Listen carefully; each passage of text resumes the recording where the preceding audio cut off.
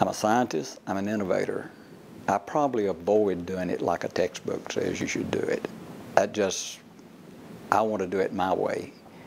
When I grew up in a small town called Norcross, Georgia, my graduating class was of about 25 people.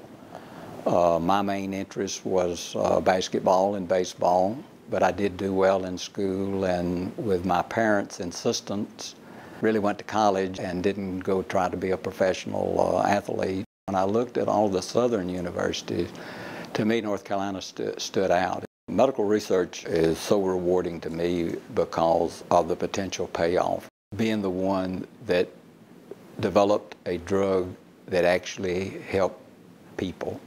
I've asked myself, why would I do this for 50 years?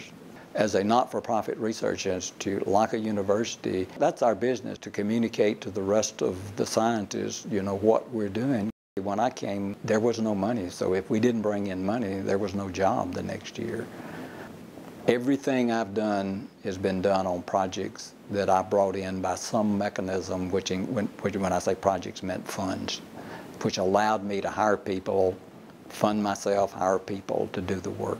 And I design experiments, I mentor postdocs, I take the info reports that they do and then write publications, the 400 and something. It is pretty good productivity over the years. That's almost an average of 10 per year, so I'm getting almost one a month.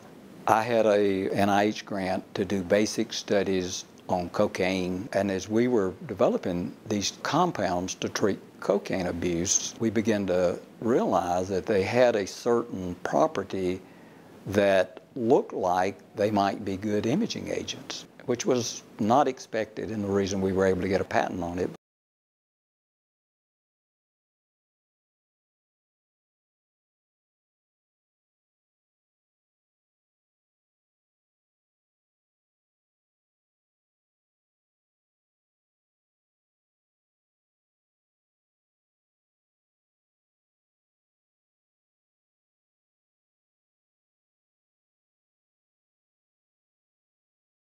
The area of the brain that is where cocaine abuse, methamphetamine abuse, and all are involved is exactly the same area where Parkinson's disease is. 336 came out of the continuation of my cocaine abuse research.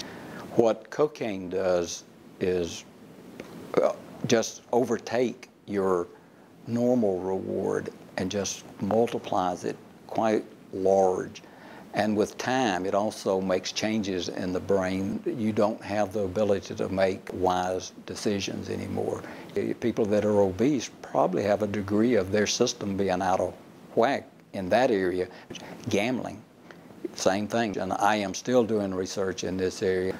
JD-TIC is operating by a totally different mechanism, and what it seems to treat in animal models is anything that is stressful. So it has the potential not only for cocaine abuse, but for depression, anxiety, and schizophrenia. We need a little luck that humans are going to respond like animals, which is never an assured thing. When do you win? When you got the best team. So I try not to choose anybody to work with me that's not better than I am. Leadership is beyond just a business thing. I think people will work hard for you if they feel like you care about them. My wife and I would have all my postdocs out to my house for dinner. And she and I felt for these people. They would come with their children. She was the family. She did the planning of all the family things. She loved sports like I did. We did have a very commonality. She told me more than once that she wouldn't have married me if she had known I was a chemist. She thought I was a basketball player.